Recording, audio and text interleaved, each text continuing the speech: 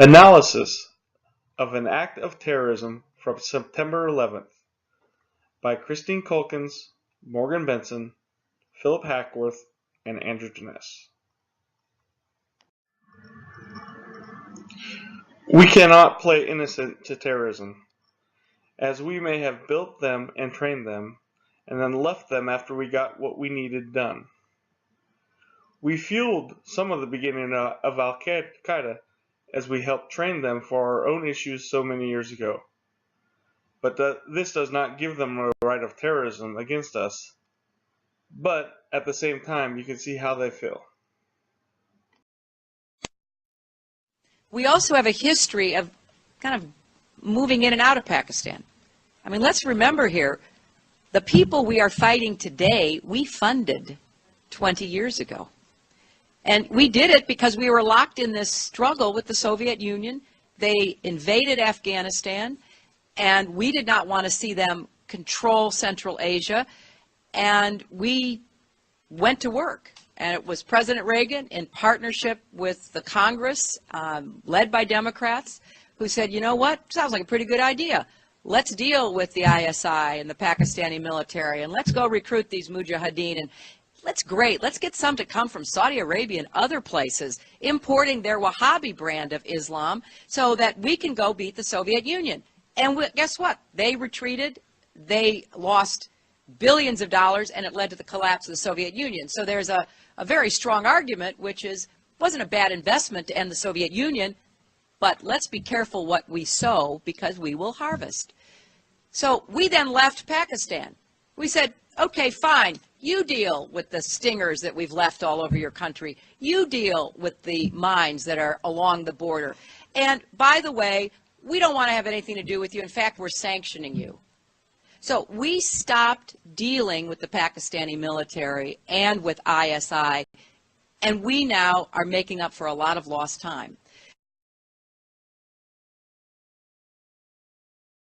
Hello, this is Philip Hackworth, and I'm doing an analysis of 9/11 according to Jus ad bellum, the right to war criteria at terrorist arguments, a rationale for from Al-Qaeda's perspective.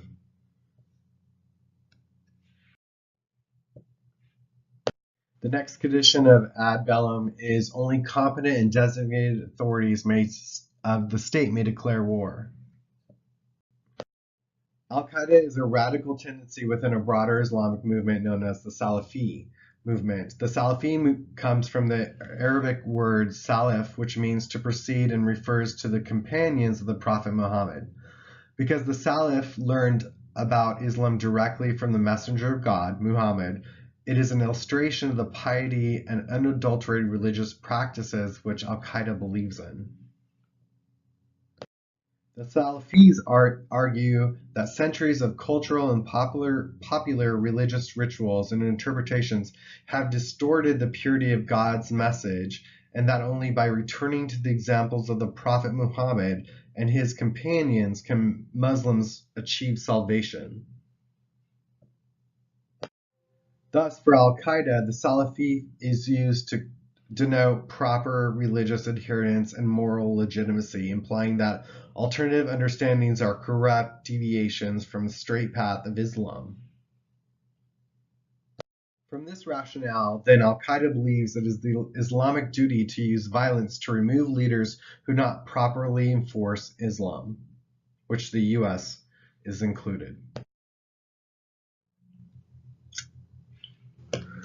The second way that Al-Qaeda meets the condition, Jus ad bellum condition of only competent and designated authorities of the state may declare war, surrounds the idea of liberation. For Al-Qaeda, this means they have legitimate authority even in the absence of popular support. Primarily, this is because they believe they have the moral authority, and that may be all that matters to legitimize them as revolutionary actors. The next condition of Jus ad bellum is war is justifiable if it is the last resort. For Al-Qaeda, treaties, of which the United States has several across the Middle East and all over the Muslim world, are the representation of the final and last resort. According to the Muslim belief, whoever kills a treaty partner shall not smell the fragrance of paradise, through its fragrance can be smelt from a distance of 40 years. This is a narration from a traveling companion of Muhammad, and it means that existing treaties are illegitimate through the U.S. killings of Muslims. The 2002 letter from Al-Qaeda states, "It is allowed for Muslims to kill protected ones, women and children, amongst unbelievers if the people of the treaty violate their own treaty, and the leaders must kill them in order to teach them a lesson." In this stance, Al-Qaeda believes treaties have been met as the last resort of the criterion, and also that the U.S. has violated those treaties by killing Muslims across the world. The next condition of how Al-Qaeda meets jus ad bellum, as far as the war is justifiable as a last resort, surrounds the idea of jihad. The jihadi belief is that governments in the Muslim countries are controlled by rogue regimes and therefore cannot legitimately make treaties on behalf of Muslims. The next condition surrounds the options of Al-Qaeda. Non-state actors might find it difficult to explore all the possible alternatives to violence because they have less resources and less influence than states within international systems. It may be the case that terrorist groups tend to resort to violence more quickly than states, as their options in the last resorts are extremely limited. The next condition of jus ad bellum is engaging in war has a high probability of success. In the 2002 letter from Al-Qaeda, it states, "It is permissible to kill protected ones, women and children, among unbelievers in the event of a need to burn strongholds or fields of the enemy so as to weaken strength in order to conquer the stronghold and topple the state." In this stance, though, the jus ad bellum criteria for success is subjective. For Al-Qaeda, their objective is weakening through actions, with a long-term objective of weakening the U.S. Next, Al-Qaeda legitimately believes their actions will lead to success, of which is weakening the United States. Finally, it may not be that the obliteration of the U.S. is the goal, but perhaps there are other smaller goals. Two things to keep in mind during this presentation is that Al-Qaeda provided a letter in 2002 to the U.S. explaining their actions of 9/11. The second being that Al-Qaeda believes its war against the United States is a jihad or religious war. The first condition of jus ad bellum is a just cause for resorting to violence. For Al-Qaeda, this is a defensive measure to protect Muslim community from outside aggression. The Al-Qaeda 2002 document frames these examples as indicative of nefarious Zionist crusaders' plot to annihilate Muslims. They use the Israeli war against the Palestinians, the Serbian genocide against Bosnian Muslims, the U.S. invasion of Afghanistan. There's a litany of other aggressions of the United States were killing Muslims. They provide the Kashmir incident, the actions in East Timor, and the Philippines aggression against Muslims in the South. From their perspective, in these actions, Muslims have been killed, they've been marginalized, they've been weakened globally, and they've been spiritually corrupted because of U.S. actions. In the Al-Qaeda 2002 document, the only way to liberation from these humiliation is the sword, which is only the language the enemy understands that will deter it. Thus, September 11th is portrayed as a defensive response necessary to thwart the U.S. aggression against the Muslim world. Why Al-Qaeda believes that they have just cause for resorting to violence surrounds the norm of reciprocity. For Al-Qaeda, this is justified within the reference of the Quran, and it states, "And the one who attacks you, attack him in a like manner, as he attacked you. Thus, if the enemy uses tactics that are prohibited by Islam, these tactics then become legal for Muslims.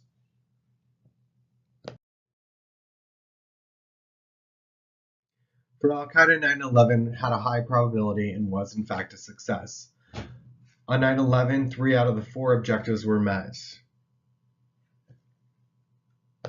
But for Al-Qaeda, partial objectives are just as satisfactory.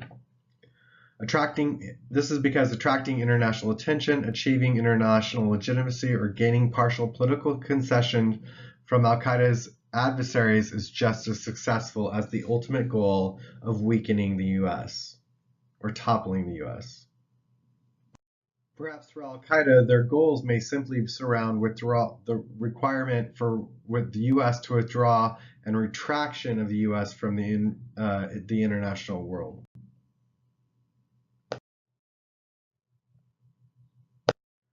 The final criteria of the jus ad bellum is overall good achieved must be in proportionality. For Al-Qaeda, this is hard to define and may be irreconcilable.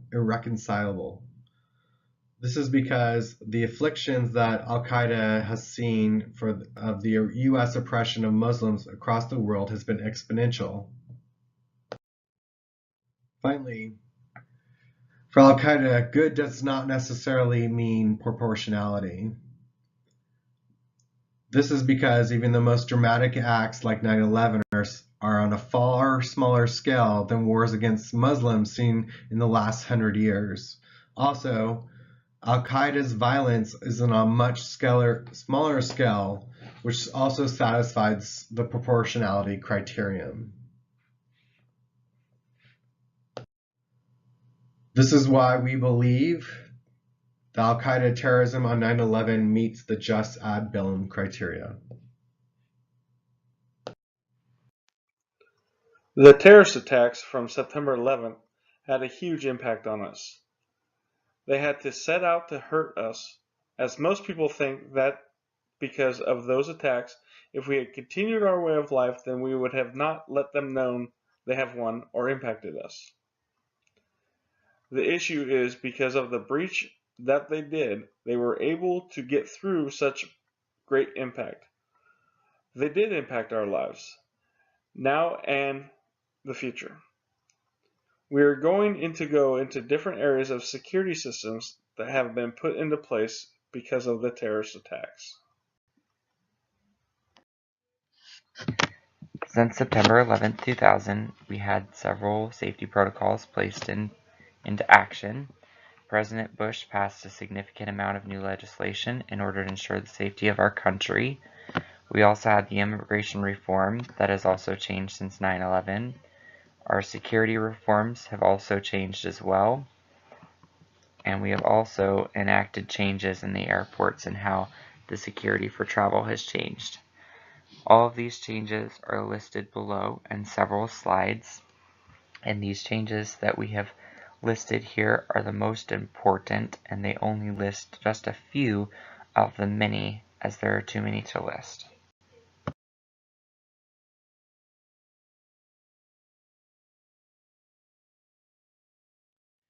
How has national security changed since 9/11? When America has lost its innocence, the Homeland Security Act was created. The Total Information Awareness Project was continued controversy over safeties and liberties, and what is our current national security? America's innocence lost. Citizens are scared of another potential terror attack, when and where it may happen. We're scared of flying. We've lost freedoms in the name of national security, and we no longer feel safe and secure within our American borders. We woke up to the fact that we are not safe from any attack by any foreign country or religion. 9/11 was the only attack since Pearl Harbor on U.S. soil. One of the other things that we've lost is you used to be able to say goodbye to your family and friends at the gate they were arriving or departing at. Due to security measures, you can't do that. Airplanes have air marshals on all flights. and homeland security has been injected in our daily lives. We now have metal detectors at our high schools, county, federal buildings. Wrapping up 9/11 into 1 minute is almost nearly impossible, but you'll see in just a small clip just a little bit of the feelings and the intensity of the actions caused upon the United States and the reasoning for why we've had to make these changes.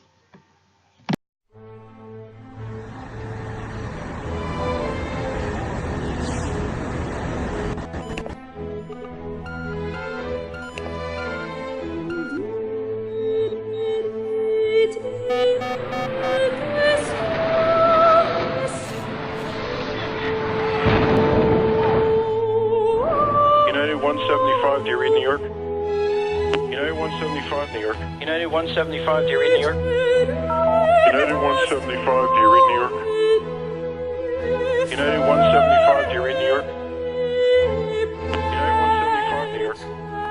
Like there was an explosion of some kind here at the the Pentagon and the Pentagon being Sorry, I'm sorry to interrupt you, but a billowing smoke rising Down, sending smoke and debris everywhere. can't see that second tower.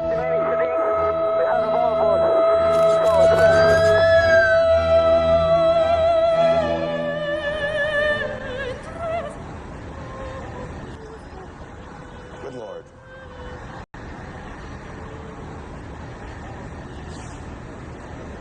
There are no words.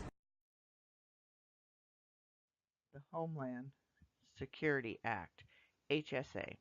Homeland Security Act is a 484-page document that was passed on November 25, 2002. It was organized efforts to pick up the pieces from 9/11. Its intent to defend our countries of any future attacks.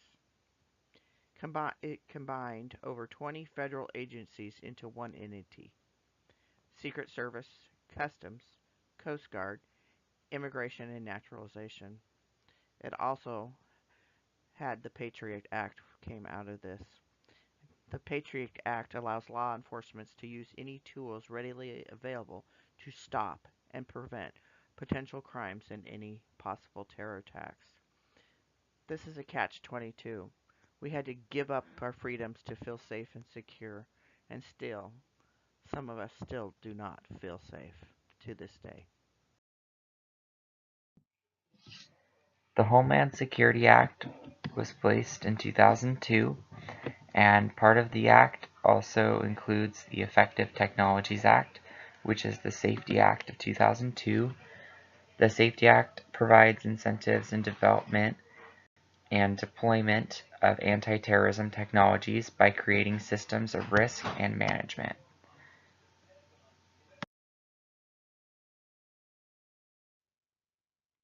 The Total Information Awareness Project, IAP. It's also known as the Defense Advanced Research Project, or DARP. It's been a controversial and invasive effort put in place by the federal government.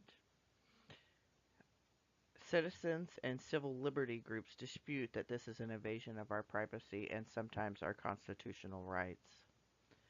It has potential violations of the Fourth Amendment, and on January 16, 2003, legislation passed suspending the Total Information Awareness Project until a thorough review could be done. On February 2003, legislation passed that IAP could not operate or review Congress or the President. This was implied that this law or act was similar to George Orwell's 1984, Big Brother is watching you. It also states that we have a potential violation for Fourth Amendment rights. Continued controversy, safety, or liberty. May 2003, DARPA submitted a report to Congress justifying the continued use of surveillance of American citizens. The sole purpose of DARPA's report was to gather information regarding possible terror attacks. On May 2013, the Total Information Awareness Project, IAP, was renamed to Terrorism Information Awareness Program, TIA. Because of the controversy continuing over the privacy with IAP was one of the reasons why it was renamed. Counterterrorist units started to form within our federal agencies. There's still today continual debate between federal governments and civil liberty group as what is a violation of the citizens' constitutional rights. Homeland Security is continued surveillance, but within the parameters that are set by the law. They are using softwares as tools to help determine possible threats and have very large databases.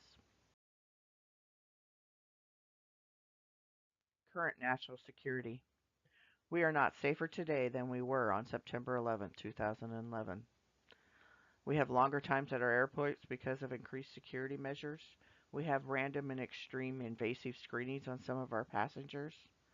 Our government buildings have added securities and metal detectors and sometimes pat-downs. We are in constant fear of when and where we'll be attacked again. There's been surveys and polls requesting extra security measures be taken for citizens of Middle Eastern descent because of the fear from this act. No matter how much security and screening is done, we do not know if we can ever prevent another attack. Insurance companies now have travel protection insurance for terror attacks committed in the U.S. or overseas. This is the extremes that we have gone to protect our security and our freedoms.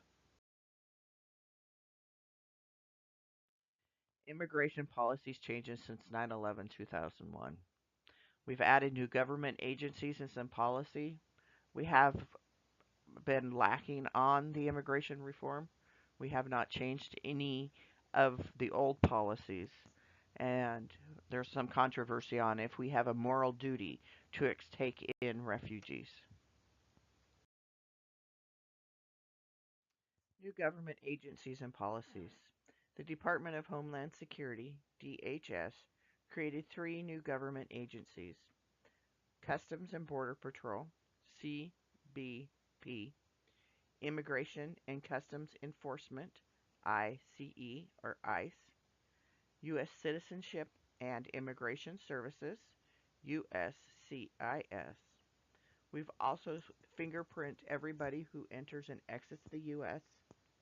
We track every foreign student. We have upgraded our borders with Mexico with equipment, manpower, and new policies with just that area to increase protection. The Homeland Security Act replaced Naturalization and Immigration Services and is responsible for enforcing national security and protecting America for terrorism. They have a new robust database that is available all over the U.S. for law enforcement, and it is their responsibility as immigration to collect the data.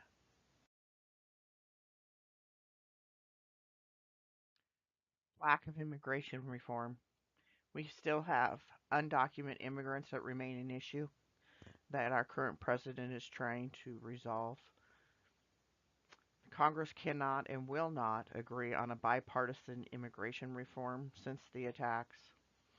And the first time that they actually even started to look at the reform was 2007, and due to political reviews and disagreements, they still have not come to an actual agreement.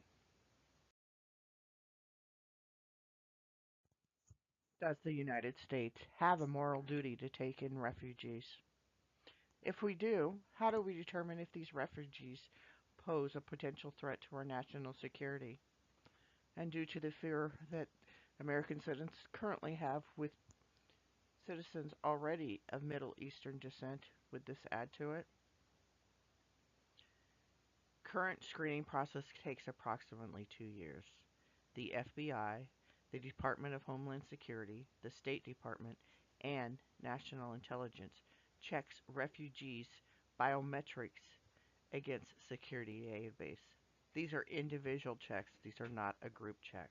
And we do have a database that is so wide that no matter where you're at, your local law enforcement could pull you over and would know your immigration status. Out of the 800,000 refugees that we have already been screened, we have only found 3 that were arrested and charged with terrorism. Is it really worth it? Are we willing to take that extra measure of maybe it's okay? We need to quit living in fear and live by God's principles as love one another. The impact felt from the terrorist attacks on September 11th have an everlasting impact on us.